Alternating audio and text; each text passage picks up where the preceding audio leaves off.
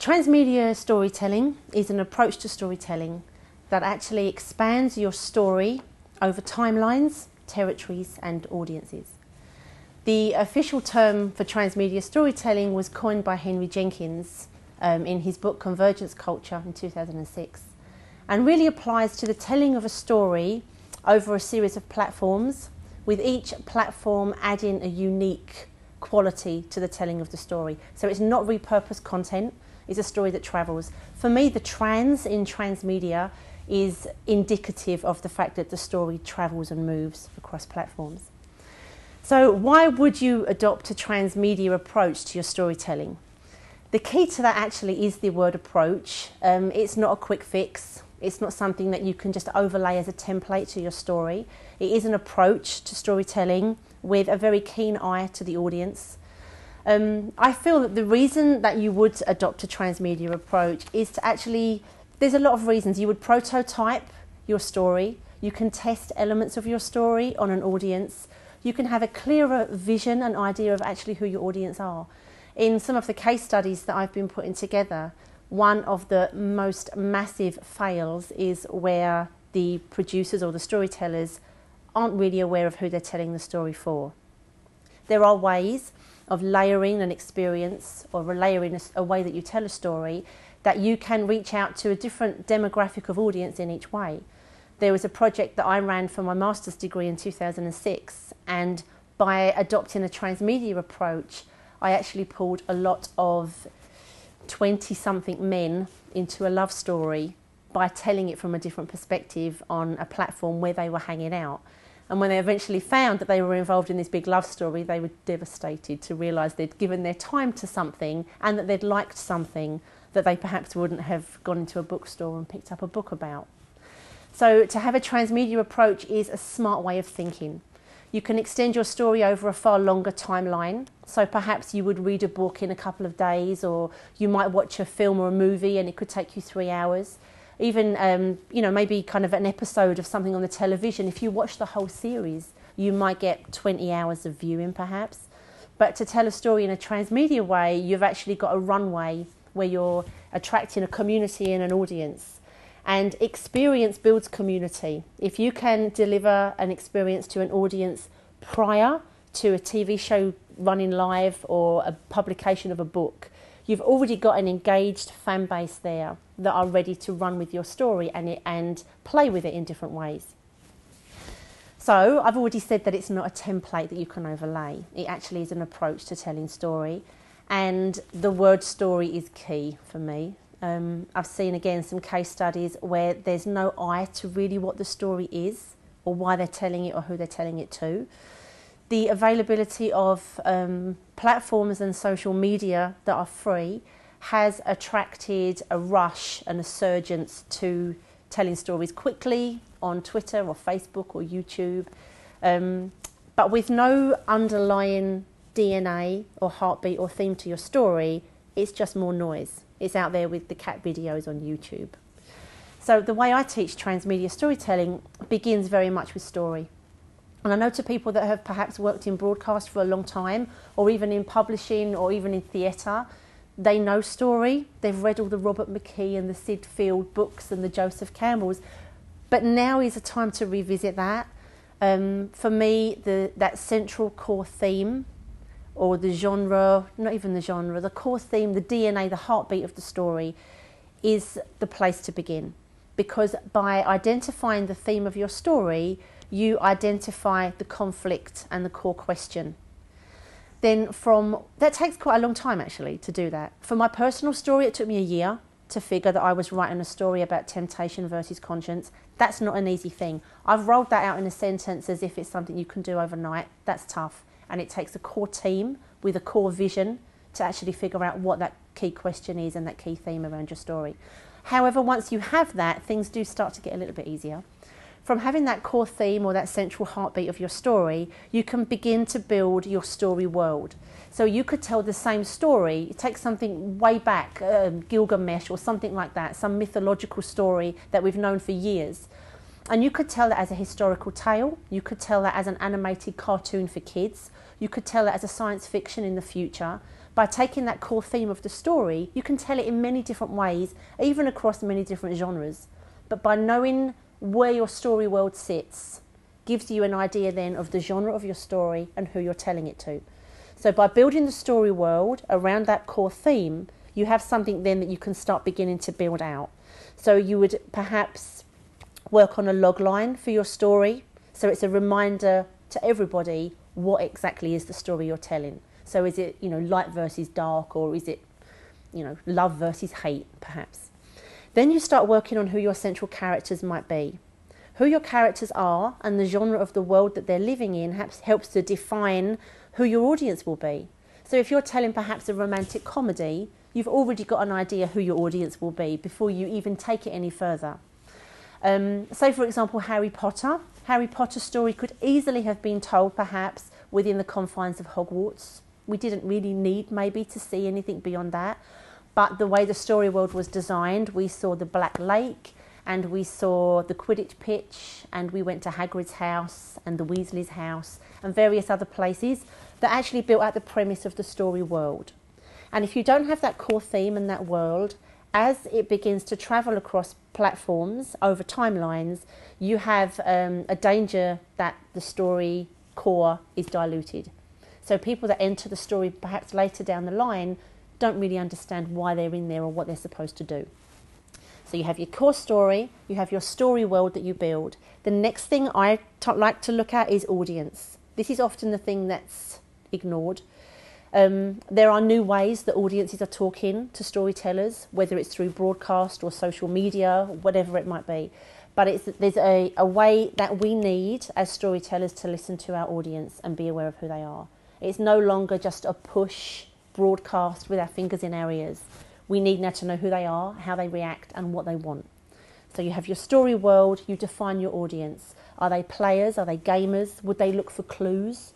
Are they passive? Are they active? How would they react? The theme parks in Disney managed to create an experience for all types of players, from the 3 or 4 year old toddlers right up to their 70, 80-year-old grandparents, by layering the experiences that they can deliver dependent on the age group and also dependent on how active or passive that audience might be. So there's a skill actually in weaving those levels of immersion and those calls to action for different types of audiences or players. So then you have your story world, you have your audience, and you've started to look at the experience you want to deliver. There are case studies I've looked at that have failed because they have tried to deliver a far more active experience for a story world that's actually quite passive. The story's delivered in quite a slow-paced, passive way, and yet they were disappointed that their audience didn't jump up and start running around the streets and looking for clues. So it's kind of like spinning lots of plates at the same time, but with a good strategy and a good team, I think it's quite manageable to do. Once you have that nailed, the next thing you look at is the platforms. So I've found a tendency where this is the next step. Some people look at the platforms and the story and the audience and the experience are ignored. They're the ones that fail. They're the ones that give the transmedia storytelling ethos bad press.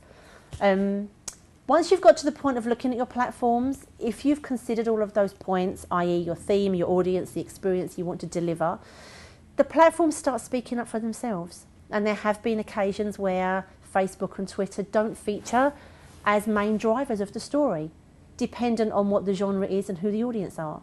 I've worked with authors that are writing for retired people, retired ladies actually specifically, and were trying to seed their story on Facebook, and it just wasn't the right place. So you're doing yourself a favour by taking the time, and it does take time, to consider your story, your audience and your experience.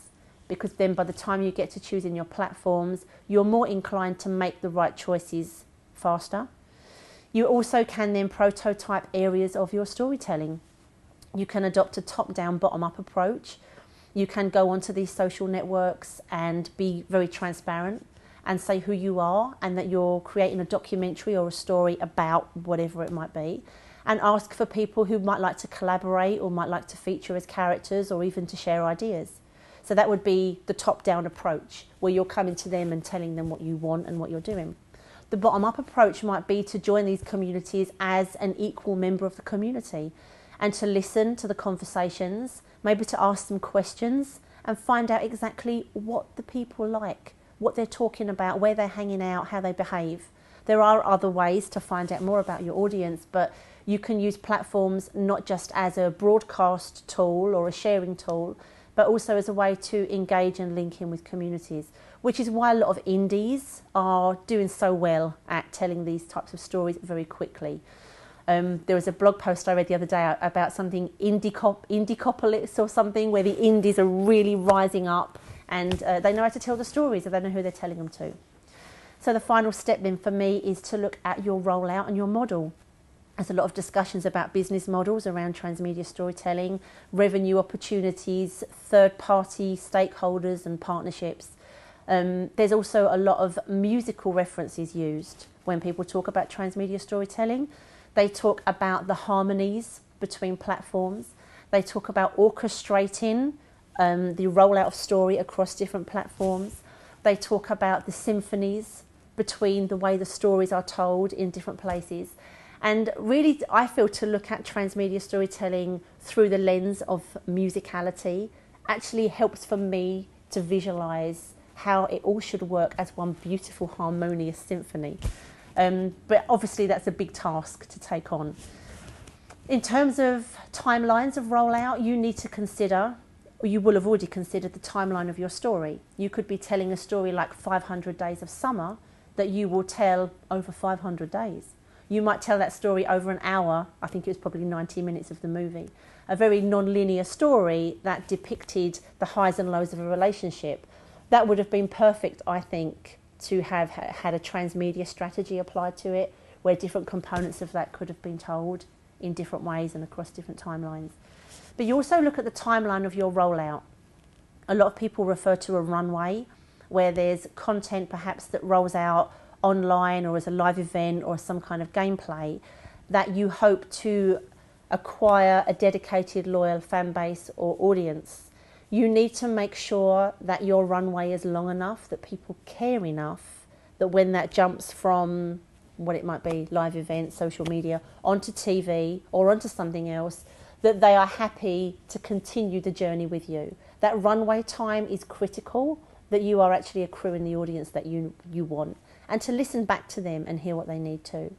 And then you might have the time where your project runs live, in whatever form that might be.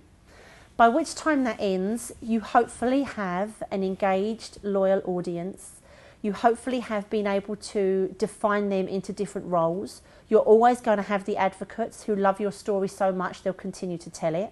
You'll also have what we call the gardeners, which are people that like to keep it tidy and kind of police it for you without wanting any accolades or shout outs or public recognition. And then you're always going to have the disruptors, the people that want to come in and mess that up all over the place. And you hope that your advocates will be the ones that get them out of the way.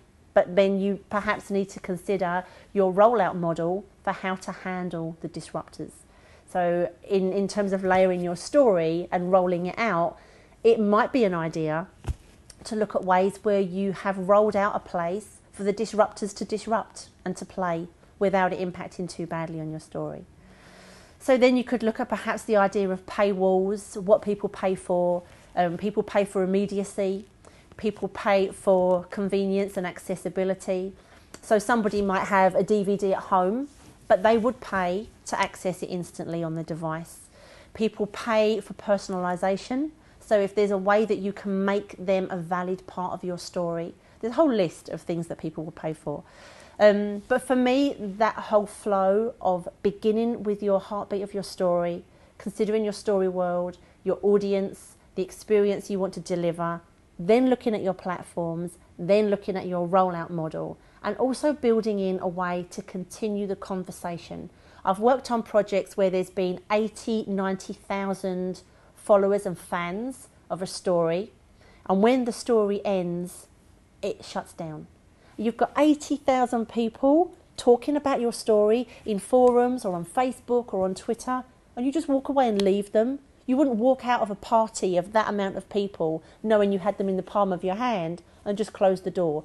So in part of your planning, I think it's of huge value to take that audience that you've managed to build and move them onto something else. Whether that's something that the audience want to make or build themselves, so you give them the story world, or something that you decide that you'd build out further. But I think there's huge value in the notion of transmedia storytelling, that kind of approach to telling stories. I think as storytellers on whatever platform or medium, we're more connected and engaged with our audience potentially than we ever have been. And up until now, the only way as a storyteller we could see the reaction of the audience to our story is to write it as a stage play and to stand behind the scenes and look at the audience at their expressions on their face. Those days are gone. It's scary times because sometimes we don't want to hear what they've got to say, but to show the three things that I always say about transmedia storytelling is to be genuine, to be relevant, and to be credible. And that means to be genuine to your story, be genuine to your audience, and be genuine to the platforms that you use. And equally, to be relevant to those three things as well, and to be credible to those three things too. So that's my summary on transmedia storytelling. You can find me through EBU Academy or through storycentral.com. I'm Alison Norrington. Thank you very much.